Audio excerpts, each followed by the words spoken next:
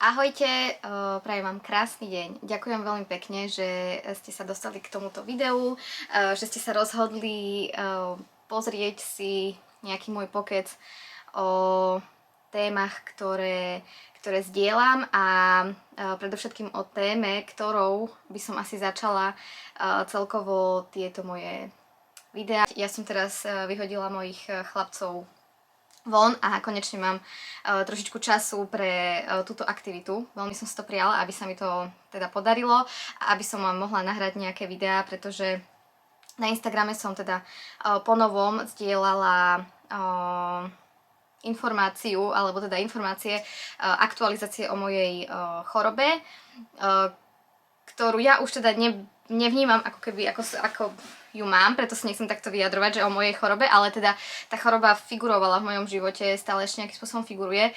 Ešte raz vám veľmi pekne ďakujem, že ste teda tu so mnou, že ste tu zavítali a ja idem teda ešte na takéto rýchle predstavenie. Už vyše 10-12 rokov sa venujem Daniela Art.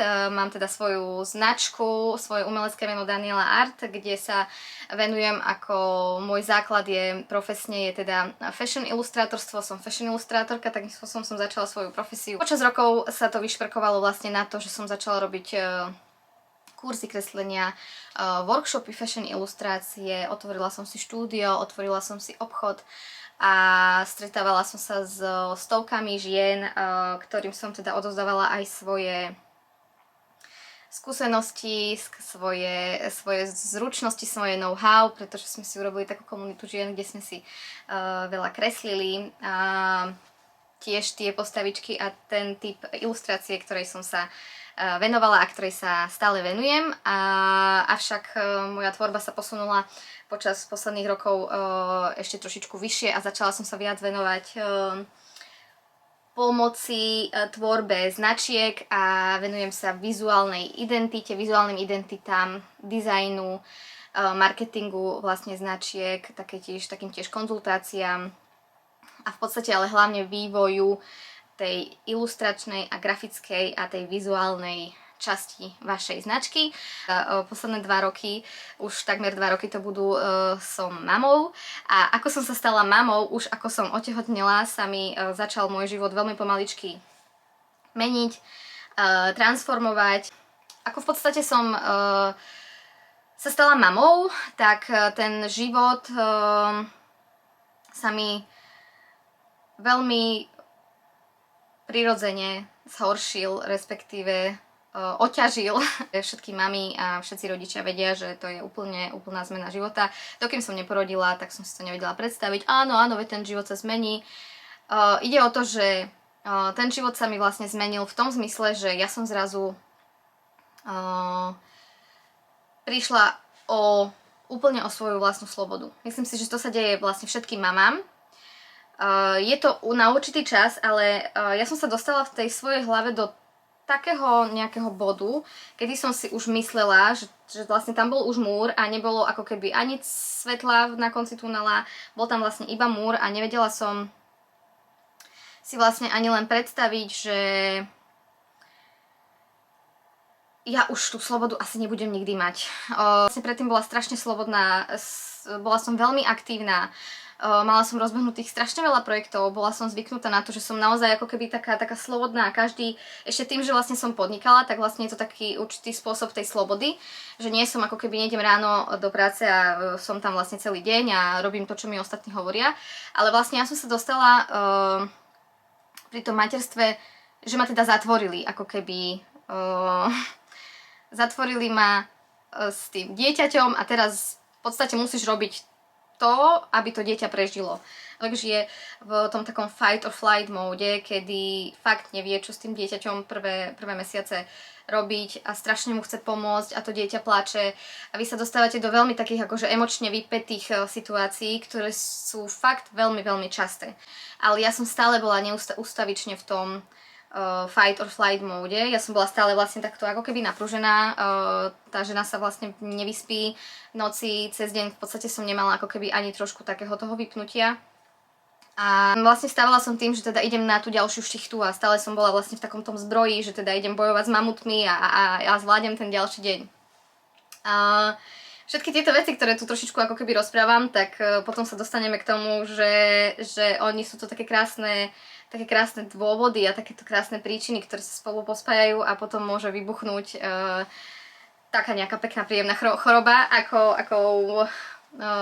ako to vlastne pokračovalo aj u mňa.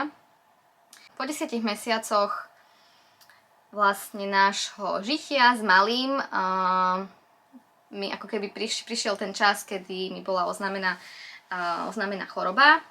Takže aj napriek tomu, že už to bolo s malým oveľa lepšie, vôbec to nebolo takéto ťažké, ako možno moja hlava a moje telo vlastne to vnímalo, tak ja si myslím, že možno, ale tým, že sa to trošičku už tak spomalilo, tak vlastne vtedy ako keby možno aj moje telo už mi tak ukázalo, že OK, že ja už potrebujem trošičku ako keby sa vypnúť, potrebujem sa nejakým spôsobom asi reštartovať, že vlastne vtedy vlastne prišla tá ako keby bomba v rámci tej správy. Ako keby som iba počúvala, že nevyliečiteľná choroba, ťažká choroba, skleróza multiplex, a zrazu som sa ocitla v tej situácii, keď som možno stála pred tým, že či ja uverím tomu, čo zrazu na mňa niekto každý hovorí, že o tom, ako sa cítim, o tom, ako sa mám, o tom, čo mi je, alebo teda